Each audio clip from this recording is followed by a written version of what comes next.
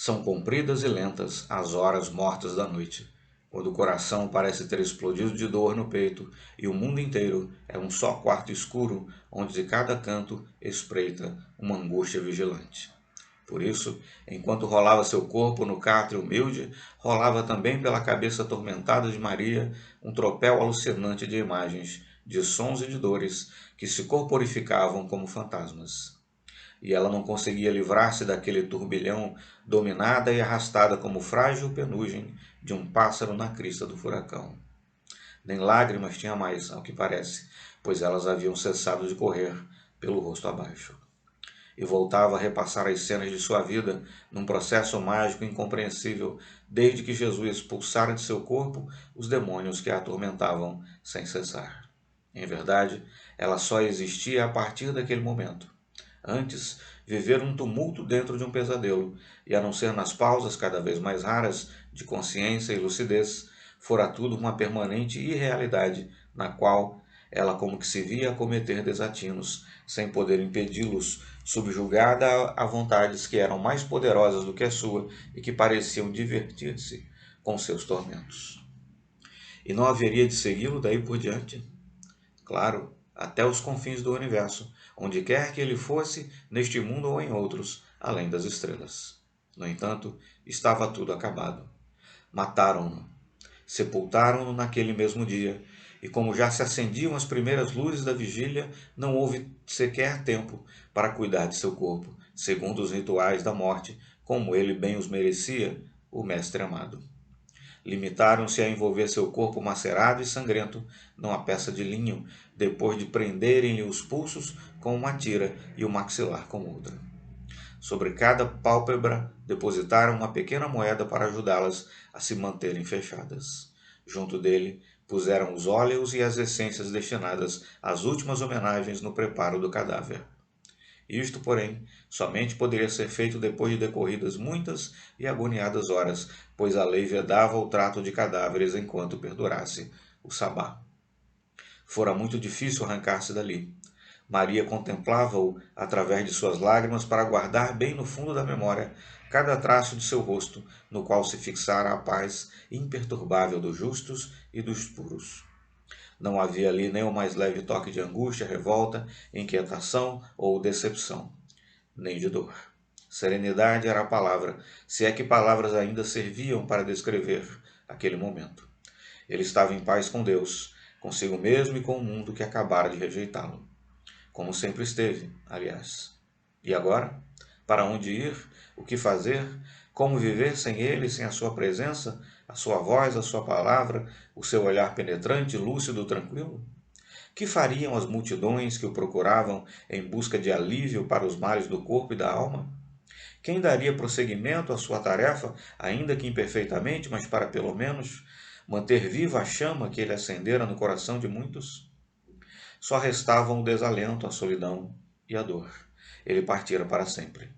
É certo que costumava dizer que iria adiante para cuidar de que todos ficassem bem acomodados no reino do Pai, quando lá chegassem. Mas até quando? Mesmo sabendo disso e confiando na sua palavra, ele deixara de ser uma presença, uma voz que a gente ouve, um gesto que se vê, um olhar que nos contempla e nos entende. Ele se fora. Maria voltou a chorar baixinho, para não incomodar ninguém. Mas quem ali estaria esquecido da dor? Quem ali conseguira adormecer sabendo que ele partira para sempre do convívio? Que não mais caminharia com a gente e que não mais responderia às nossas perguntas? Ele que conhecia todas as respostas? Estava ainda escuro e fazia frio, mas pelo menos aproximava-se a hora primeira da nova semana. Já se podia ir ao túmulo e ela queria ser, se possível, a primeira a chegar e esperar em pranto até que fossem iniciados os rituais da dor, do amor sofrido por aquele que partira. Queria estar lá, fazer alguma coisa por ele, cuidar das suas feridas, como se vivo estivesse, beijar-lhe as mãos sangrentas, contemplar-lhe o quanto pudesse o rosto em paz. Era isso. E foi.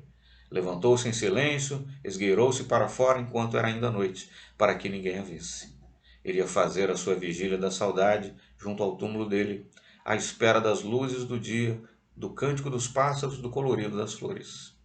Quem sabe, então, Se um pouco daquela alegria da vida que tornara a natureza adormecida não lhe traria também a ela uma singela migalha de consolo e paz? Um pouquinho que fosse da paz que vira no rosto dele? Quando chegou ao jardim, já os primeiros clarões disputavam espaço com as sombras que começavam a retirar-se. Aproximou-se do túmulo, ajoelhou-se, pousou a cabeça afogueada na pedra e ali ficou a chorar. E enquanto chorava, olhou para dentro do sepulcro e viu, através da torrente de lágrimas, dois seres de alvíssimas vestimentas, tranquilamente sentados no lugar onde fora colocado o corpo dele, um à cabeceira e outro aos pés.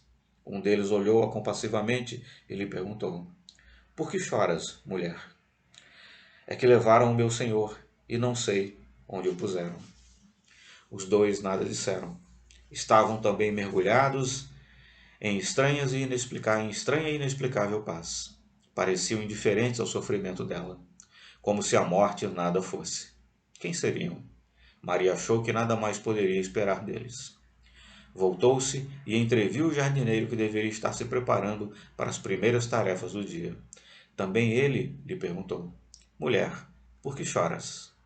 Se foste tu que o levaste, disse ela, sem responder à pergunta, diz-me onde o puseste e eu irei buscá-lo. E foi então que ele disse: Maria, mestre querido, então és tu? E não soube mais o que dizer, tanto queria abraçá-lo novamente, beijar as suas mãos, atirar-se aos seus pés, gritar a sua alegria para despertar o mundo inteiro para a realidade que tinha diante dos olhos estupefatos. Mas ele lhe pediu mansamente que não o tocasse. Não quis dizer que não tinha mais o seu corpo físico. Vivia agora no seu corpo de luz, indestrutível, para o qual a morte não existe. Vai a meus irmãos e dize-lhes que estou vivo e os amo. Vai. Era tão bom estar ali com ele que ela hesitou pela primeira vez em obedecer-lhe. Mas em um momento ele estava e no momento seguinte não estava mais. Não importa. Ele vivia, ele não morrera, ele cumprira a sua última promessa e fizera o seu último milagre, mostrando que a vida continua depois da morte, tal como sempre ensinara. Maria de Magdala levantou-se de um salto e não sabia mais se ria ou se chorava, pois era tudo uma só felicidade, um só amor, uma só certeza na pungência das suas emoções. As últimas sombras se retiravam quando ela saiu em louca disparada pelo morro abaixo. Chegou esbaforida, assustada, assustando toda a gente e gritou de longe: grande mensagem da vida imortal. Eu vi o Senhor, eu vi o Senhor, ele está vivo, eu o vi. Só depois que retomou o fôlego, pôde falar sobre as coisas que ele lhe dissera. Lembrava-se bem de cada palavra, de cada traço no seu rosto iluminado, de cada expressão do seu olhar, de cada vibração do seu amor. Jesus acabava de mandar-lhe o recado da imortalidade e os chamara de irmãos, pois eles também eram filhos de Deus e também imortais, como sempre lhes dissera.